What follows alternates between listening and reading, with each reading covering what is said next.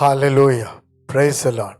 உங்கள் யாவரையும் இயேசு கிறிஸ்து நாமத்தில் இந்த காலை வேளையிலே வாழ்த்துக்கிறேன். கர்த்தருடைய வார்த்தை ஆசீர்வாதம் மன்னா மூலமாய் உங்களை சந்திப்பதிலே மிகுந்த மகிழ்ச்சி அடைகிறேன். ஒவ்வொரு நாளும் கர்த்தர் நம்மோடு பேசி நம்மை திடப்படுத்தி தைரியப்படுத்துகிற வார்த்தையை நமக்காக அனுப்புகிறார். இந்த வார்த்தைகள் பரலோகத்திலிருந்து உங்களை தேடி வருகிறது. உங்கள் சூழ்நிலைகளை, உங்களுடைய பிரச்சனைகளை, உங்களுடைய போராட்டங்களுக்கு மத்தியிலே தேவனுடைய வார்த்தை உங்களுக்கு பலனுள்ளதாக இருக்கிறது. ஒன்றுக்கும் கவலைப்படாதிருங்கள். கர்த்தர் இந்த காலை வேளையிலிருந்து உங்கள் வாழ்க்கையில் ஒரு புதிய மாற்றத்தை கொடுப்பார். நீங்கள் இந்த நாட்களிலே என்னென்ன காரியத்தை கர்த்தரிடத்தில் கேட்டு காத்திருந்து சோர்ந்து போயிருக்கலாம். ஏன் என் வாழ்க்கையில மாத்திரம் இவ்வளவு பிரச்சனை என்று கலங்கியிருக்கலாம். இதுவரைக்கும் ஏன் ஒரு மாற்றம், ஒரு முடிவு, ஒரு மேன்மை, ஒரு ஆசீர்வாதம் இல்லை என்று மனம் சோர்ந்திருக்கலாம். கவலைப்படாதிருங்கள். உங்களுக்காக தேவன் ஒரு தீர்க்கமான வார்த்தையை சொல்லி உங்களை ஆசீர்வதிக்க போகிறார். சங்கீதங்களின் புஸ்தகம் 94 சங்கீதம் 19 வாசித்து பாருங்கள். என் உள்ளத்தில் விசாரங்கள் பெருகுகையில் உம்முடைய ஆறுதல்கள் என் ஆத்துமாவை தேற்றுகிறது. ஹல்லேலூயா. ஆத்துமாவை தேற்றுகிறவராய் வெளிப்படுகிறார். பலவிதமான விசாரங்கள், அநேக மனமடிவுகள், ஏமாற்றங்கள், காயங்கள், வேதனைகள் இன்னைக்கு பல விதங்களிலே நம்மை தாக்கும் பொழுது நம்முடைய ஆத்துமா சோர்ந்து போகிறது, ஆறுதலற்று போகிறது. ஏன் இன்னும் சில காலகட்டங்களுக்குள் போகும் பொழுது வாழ பிடிக்கல, வாழ முடியாது என்றெல்லாம் சொல்லி சில நெருக்கங்கள், சில விசாரங்கள் மேற்கொள்ளும் பொழுது கர்த்தருக்கு நாம் நம்மை தாழ்த்தி ஒப்பு கொடுக்க முடியாமல் நம்முடைய சுய முடிவுகளுக்குள் போய்விடுகிறோம். நம்மை சில வேதனைகள் தாக்கி கொண்டிருக்கிறது. பிரியமானவர்களை, மனம் கலங்கி போகாதிருங்கள்.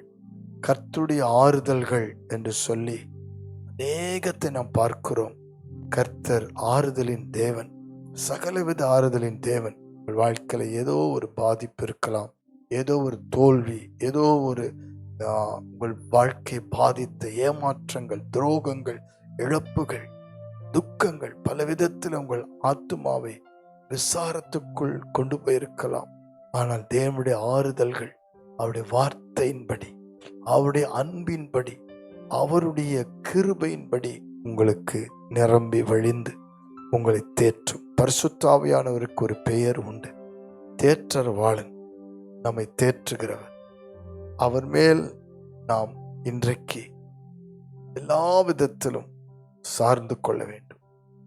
ஆவியானவர் நமக்கு பலவீனத்தில் உதவி செய்கிறவர் என்று ரோமர் 8:26 வாசிக்கிறோம். சகலவித ஆறுதல் தேவன் பரிசுத்த ஆவியானவரை நம்மேல் ஊற்றி ஆறுதல் படுத்துகிறார்.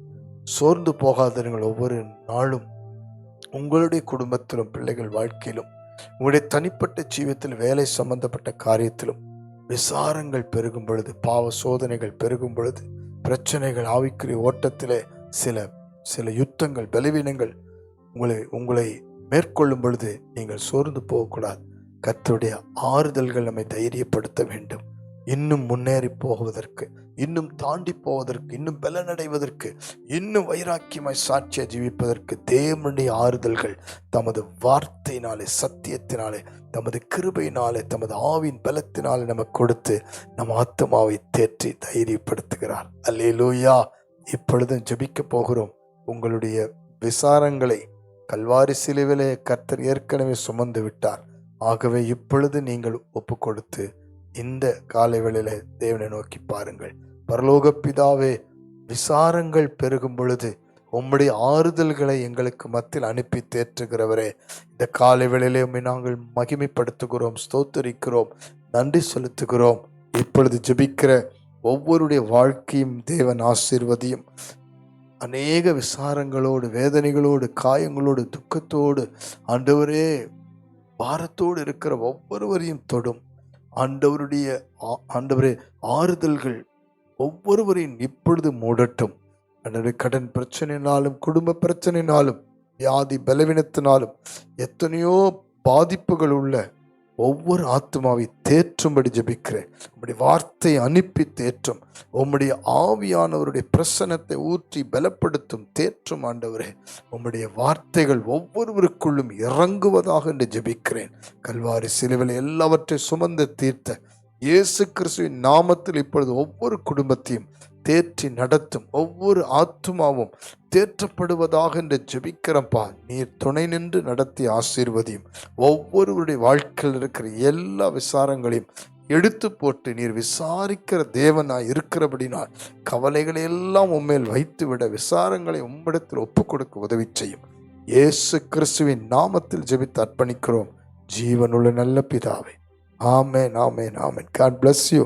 கர்த்தருடைய ஆறுதல் ஒவ்வொரு நாளும் உங்களை தேற்றும்.